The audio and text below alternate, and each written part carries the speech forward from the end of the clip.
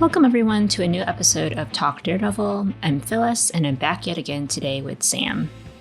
It's been a pretty busy week of Marvel rumors again, and we figured you guys might be interested in hearing us break some of those down. So, at the top of the week, we got an unverified rumor from known Marvel insider Daniel RPK, where he stated that he heard that Charlie Cox would remain as Matt Murdock and Daredevil, but everything else from the Netflix shows would be ignored.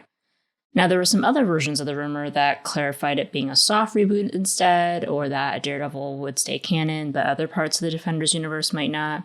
Since none of it is verified, we really can't say what's true and what isn't, but since it did stir up a lot of talk about reboots in general, we figured it'd be a good opportunity to make our case about why hard reboots are absolutely unnecessary, and how Daredevil is already naturally set up for some kind of continuation. Sam, I'm going to turn it over to you first to get us started. All right. So I think we have talked about this before, not about the rumor on itself, but about the reboot possibility and the soft reboot possibility, I think in one of the previous episodes. My opinion remains the same. Remember, even if these things are rebooted and everything's saying what is canon and what is not is hard, because unless things are contradicted, you can still assume those things happened, like with Deadpool 3. Unless otherwise contradicted, everything that happened with the X-Men remains canon now to the MCU.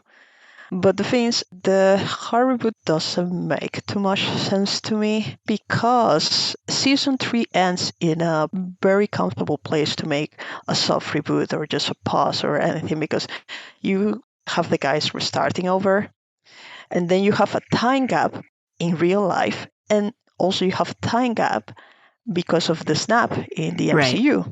Right.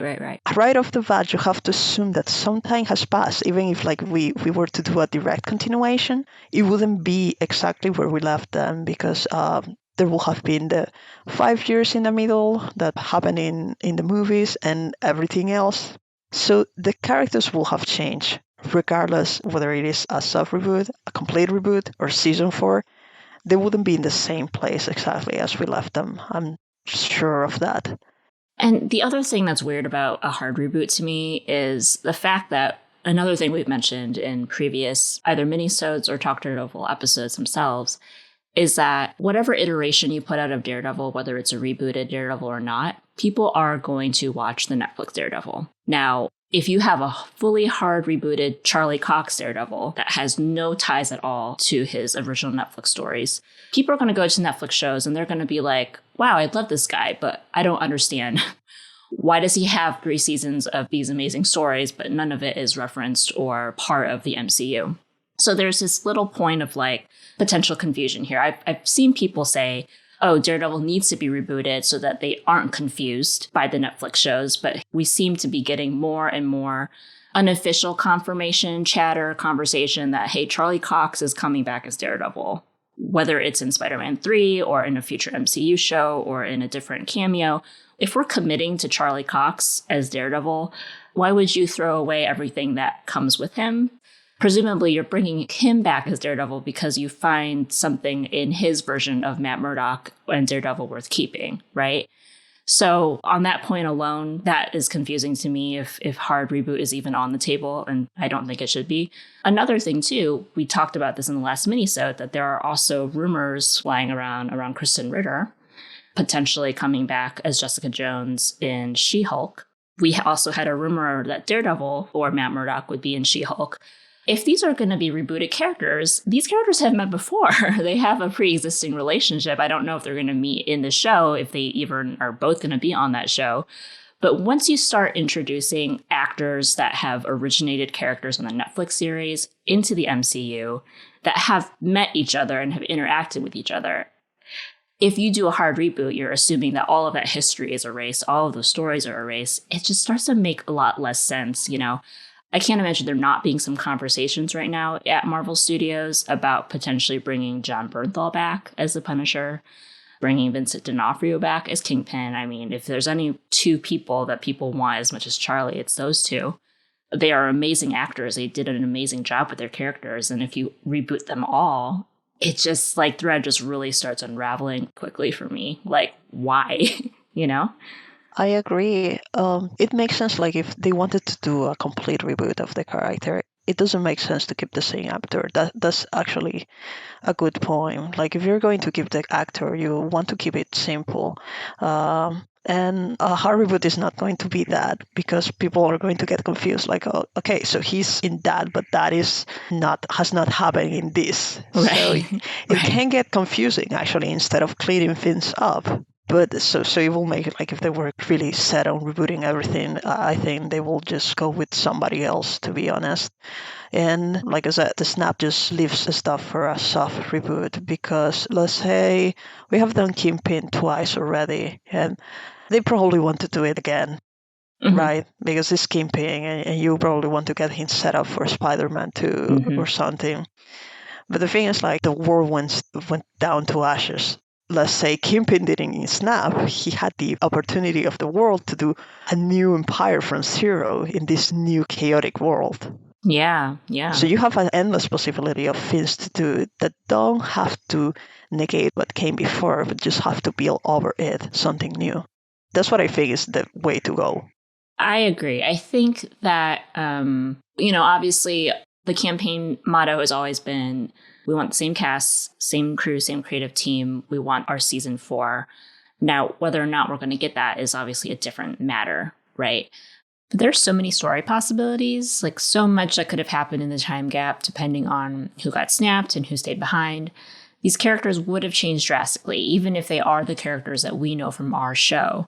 So I would love to see how those events affected them when we see them again on the other side, when they're in the current day MCU.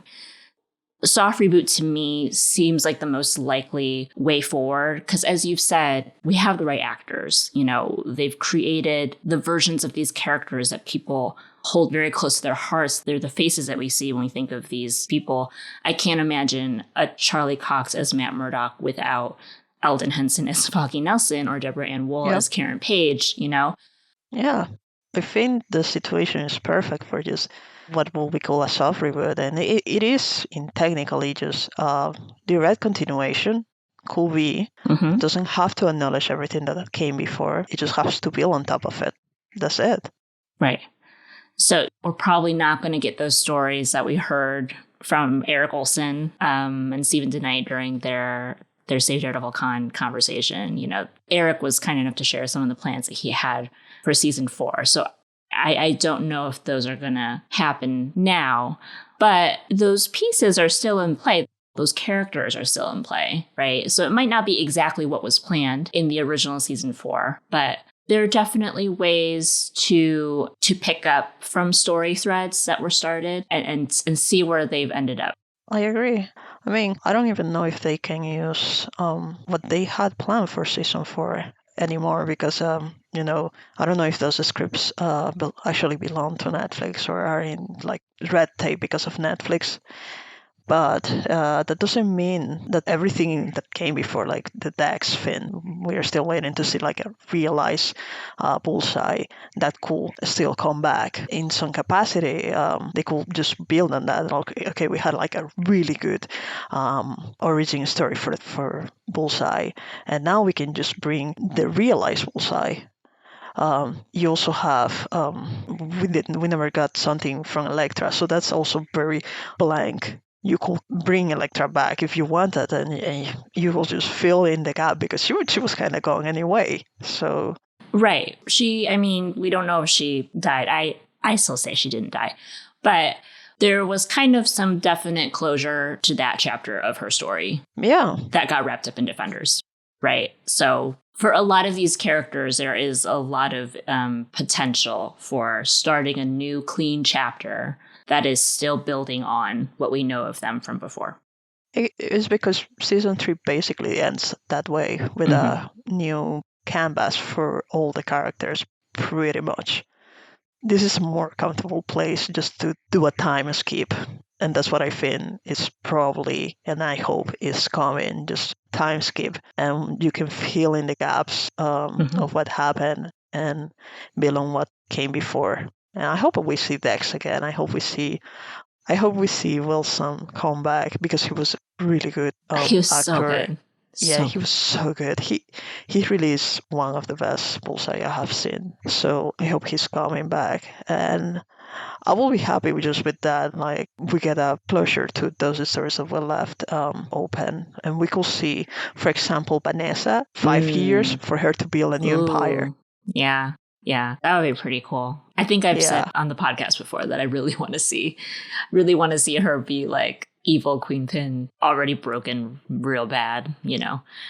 Yeah, but in general, I really don't give too much credibility to these rumors because I know how people are. And let's say that Charlie's coming back in Spider-Man 3 and they don't say anything about what happened or what he was doing in the 5 years. They just concentrate on the story that is at hand because this is Spider-Man after all. This is not meant to be Daredevil. You're not meant to get everything that happened in this movie. If they don't mention anything, people are probably just jumping the gun and saying, oh yeah, they are rebooting, everything is all gone because they didn't mention it.